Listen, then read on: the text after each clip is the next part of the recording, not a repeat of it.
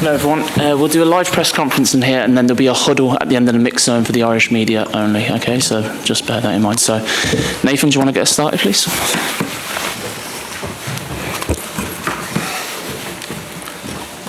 Heimir, how do you explain what happened in that second half?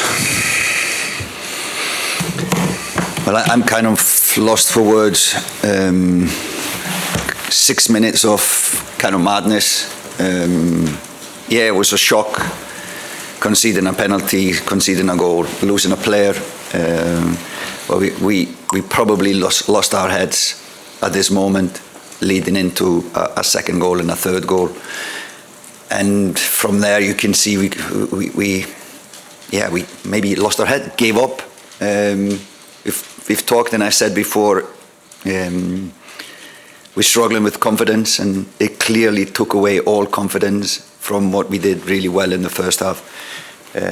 So yeah, you cannot explain things like this. It just happened, slap in the face, and it was difficult to come back from it. Is it worrying though, as a manager, you're sitting here talking about players giving up, losing their heads? Say again? Is it worrying as a manager that something like that can happen, that players give up, that they lose their heads? Yeah, it's easy to sit or stand on the sideline and criticise. You know, after the first half, coming in our first half, you know, it's a game like we wanted it to be. You know, we're defending compact. They didn't find ways to play through us, and then coming in second half so early, conceding the goal, losing a player, conceding another one. It's easy to criticise when you're standing outside or watching the game from the stands. I think in a way it's normal, but look, excuses when you lose 5-0 is kind of pathetic. To be excusing or talking about positives is embarrassing to lose 5-0. It was always going to be a game where you probably struggled to create chances. So that moment in the first half when Evan Ferguson went down and the penalty wasn't given, have you watched it back? What are your thoughts on that? Yeah, I thought it was a penalty for sure. And we asked, I don't remember what the referees said, why they didn't give it, but of course that would have changed the momentum in the game. But again, I don't want to make excuses. But first half was good. Let's take that as a positive, building this team forward. We need to play teams like England that probably have better players than us, and first half gave us an idea how we can play against teams like that. Gavin Cooney, please. Hi, Heimir.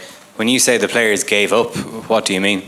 No, I mean we kind of lost what we were doing in the first half.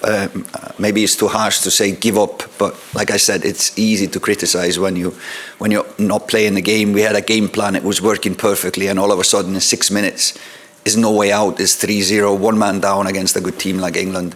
So it's kind of a shock, and I didn't feel that we had any way out from there, and it was just limit the damage as much as we could. How serious are the confidence issues in this team, and do you worry that you won't be able to improve them? Well, if we can play like this 50 minutes, let's hope that next game at least we can do it longer, and with a little luck, if we would have gotten a penalty, scoring a goal, it's just a totally different game. It's psychological advantage us instead of the different scenario we had today. But no, I believe in these guys. But the past has been tough. So we just need to kind of use this to our advantage. Look at what we can take positive from this game. It was a lot of negative, but let's. For me, it's important to just look at the positives and build from that. Neil, please. Heimir, you couldn't have foreseen the consequences of it, but the fact that Liam Scales' first yellow card is for kicking the ball away, is that a real sense of annoyance for you? Source of annoyance? No, we say that every meeting. Don't get silly yellow cards. First and foremost, because we want to have our best players on the pitch, And in this tournament, for example, 2 yellow cards is a suspension. We are missing 90 today because of 2 yellow cards. We obviously, all coaches would like to have the best players on the pitch. I don't know if it was fair, but I know he took the ball away, so probably trying to kill time and get himself back. I think it was after a set piece or something. Dan, please. Heimir, I appreciate that the second half is very fresh in the mind now, but can I just ask the use of Nathan Collins in the first half in that role, was that something you'd planned for some time, or is it something that just this week you formulated, and did you see enough from that it's something you could do again, potentially in the future? Yeah, I thought that worked, that set up the tactics we play first half against a good team like England. I think it fits the profile of the players we were using, and it fits the way England is playing. They have players dropping into that zone. It's like we knew Harry Kane was playing. That's his style of play. He kind of drags the centre backs away. Now we had kind of a centre back in that space, so he covered really well these runs. And they didn't play in the first half through our block. They needed to go outside, a little bit like when we played Greece.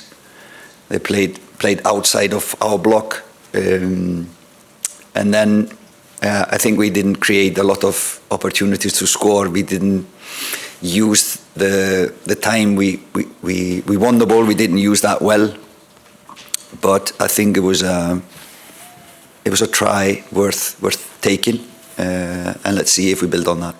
Finally, Ed. Heimir, obviously after the red card there was a natural. You had the players on the pitch that would just reset and fill in for Liam. But with the second goal, especially coming so quickly, did you consider making a change just to get a message onto the pitch? Is there anything you could have done to just stop that relentless English pressure? No, it happened really quickly. I wrote it down. It was 52nd minute, the first goal. Nathan Collins is just dropping, so we played a 4-4-1-1, or 4-4-1, sorry. And then 2 minutes later, so it was kind of little chance to change tactics or throw in players. And then the third goal was 58, so 52, 54, 58. And then after this first half, I know physically it's difficult to play defending all the time physically, but then you could see this mentally it was tough as well.